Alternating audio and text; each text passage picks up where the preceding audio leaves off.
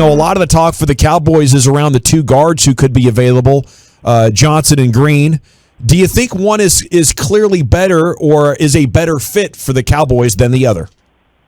Well, you're asking me about probably the guy I'm maybe most convicted about in this entire draft, and that's Zion Johnson. So for me to say that I would take any interior lineman over him, I don't know if I'd say that. They're different players. Kenyan Green's certainly a good player. I think he's more of a gap scheme guard. Big, plays square, hard to get around, strong with his mitts. Zion's different. Zion's better laterally. He gets out in space better athlete. I think Zion's got true guard center flexibility, where I think Kenyan's more of a guard only, which isn't a big deal because he's a starting level guard. So position flexibility is not as important for guys that are starters. But I think Zion's the guy that could start at both spots. I actually think center is Zion's better spot just because he's so intelligent. You'd almost be wasting the brain not letting him control things up front. But both are good players. It's just depending on, what they're doing up front in Dallas. I'm not sure what kind of blocking scheme they're using. I think Zion's probably a better fit for more of his own scheme, could probably play in both, whereas I think Kenyan's more just a gap scheme player. It's a very strong endorsement. What are the chances that he's available at 24? Zion? Yes, sir. Yeah, I think it's a pretty good chance. Interior linemen don't go that high. That's usually where the top ones start to come off around, in the early 20s.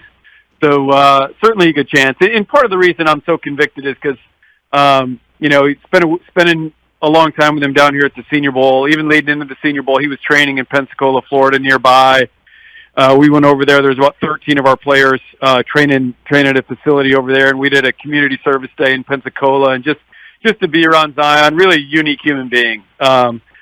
Just extremely intelligent, hard worker, overachiever mindset, a guy that, didn't have a scholarship out of high school, went to Davidson, bet on himself going to BC, a big O-line school.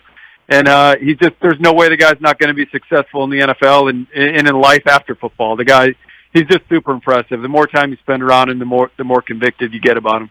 Jim, you felt like you said that you felt like he could play center. That would be his best position. Is that just because of the intelligence and the athletic ability?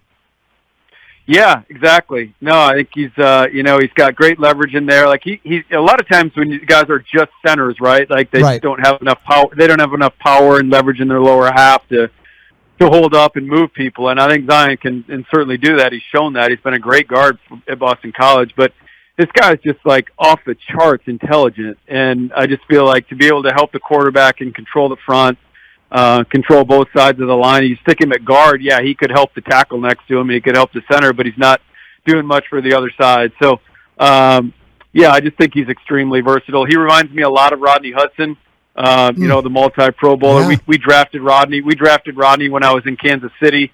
And he's went on to have a great career, did a lot of great things with the Raiders, and had another great year last year in Arizona. So just to me, a really similar player when I watch him, and Rodney's been a great one.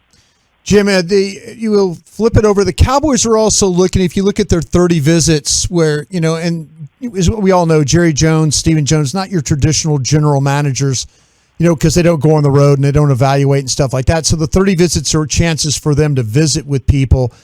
If you had to handicap about Burks, the wide receiver from Arkansas, and Olave from Ohio State, two different body types, two different types of players, which direction would you go if you were the Cowboys for what you know about these wide receivers? Yeah, that's a good question. Yeah, they're very different players. I just rewatched Olave this morning. He's even more speed based than I remember. He's actually not quite as good a route runner as I remember that I thought I was. Sure. That I thought I remember seeing him earlier. Really smooth, but doesn't get in and out of breaks as good as I thought he did. But probably faster. He uses that speed better than I gave him credit for before. So, and then Burks just plays a power game. And he's not a great separator either. It's just two totally different guys. I think.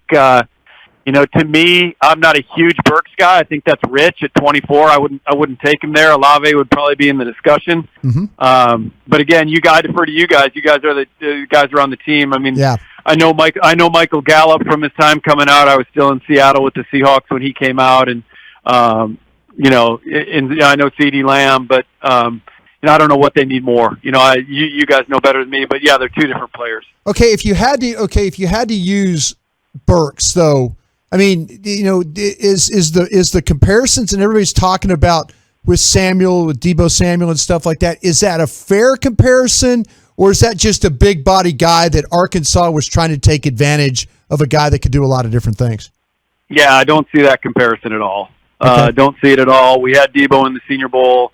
Two totally different athletes, in my opinion, in terms of change of direction, explosion, just natural playmaking ability. Two totally different guys. I think the only reason people would use that is because they're both thicker-bodied guys. But when I watch the two players, they're two totally different level players. And I was going to ask you about the linebacker Dean from Utah, and again, because we're trying to kind of figure out. We think that the Cowboys will be using offensive picks, maybe the first couple, but who would be a wild card maybe at 24 or in that range of a defensive player? Is it Lloyd from Utah? Is it Dean from Georgia? McDuffie from Washington? How do you see could there be a wild card pick defensively for Cowboys with one of those guys? I think those linebackers will be there. I think McDuffie will be off the board. Okay. To me, he's clearly the third best corner behind Sauce and Stingley from LSU, Sauce Gardner from Cincinnati. Right. So I think McDuffie will be gone. I think those backers will certainly be in the mix.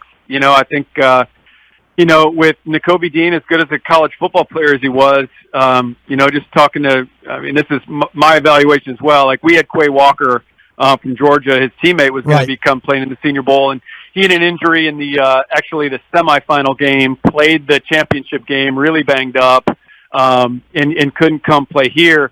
There's a strong feeling that, you take Quay Walker, you're going to have a better player in 2 years than Nakobe Dean, just bigger, faster, stronger, bigger, stronger human being. And you guys have seen firsthand what physical traits can do with Micah Parsons. So, I think there's some feeling that Nakobe Dean's kind of tapped out. Really good player, really instinctive, really sharp, great leader, all that stuff you want in a Mike linebacker.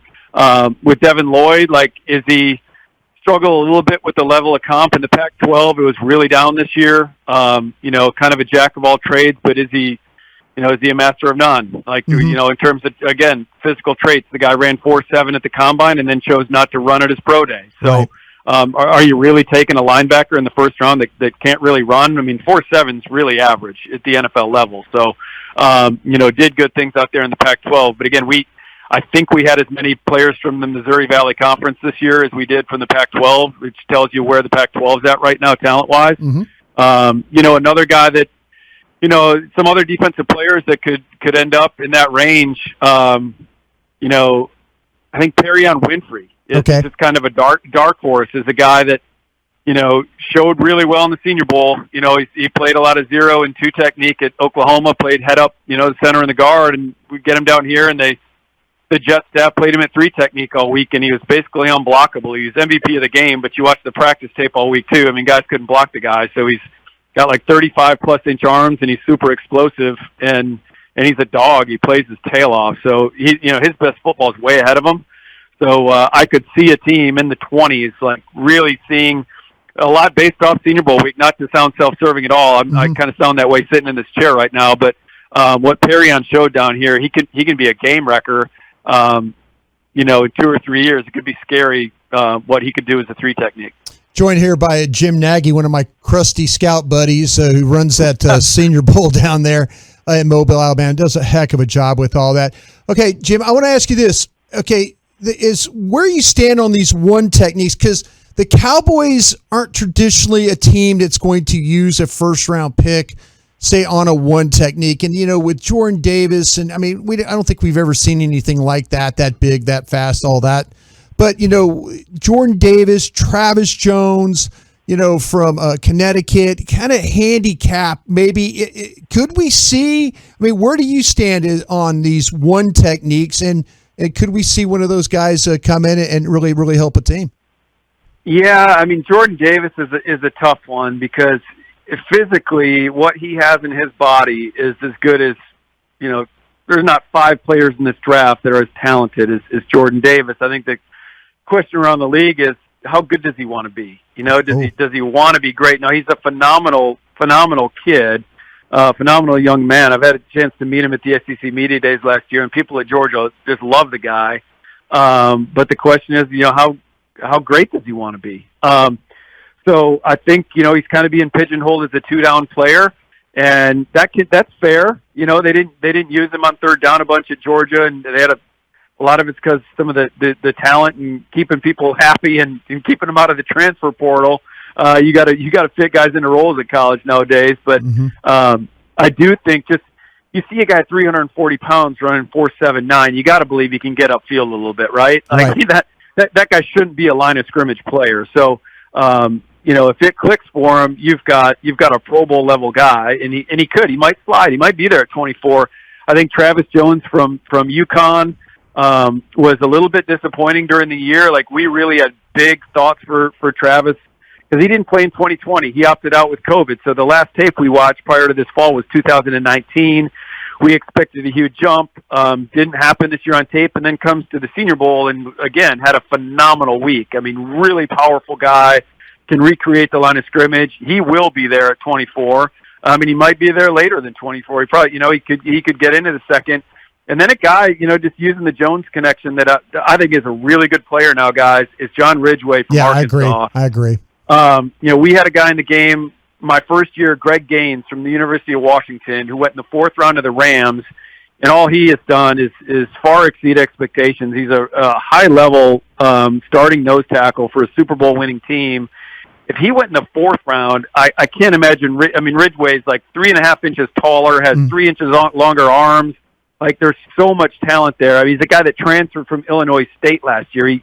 I love guys that bet on themselves. You don't see a lot of FCS players, transferring up to the SEC. Right. Like, they might transfer up to the Sun Belt or, the MAC, but they're not transferring to the SEC. Like, Ridgeway did that. He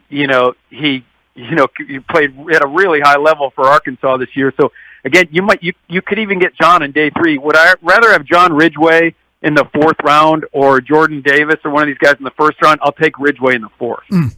That's a strong statement right there. And my final question for you, Jim, as we let you go, the whole thing with Walker, the defensive end, the edge from Georgia, and I know with a lot of mocks, Dallas had him. It was like when they were doing mocks, it was Dallas at 24 all day. Then it was at the middle of the board. What are we talking about with that situation with him now being either at like 1 or 2? Are you buying the smoke, or are they just pumping air into a guy?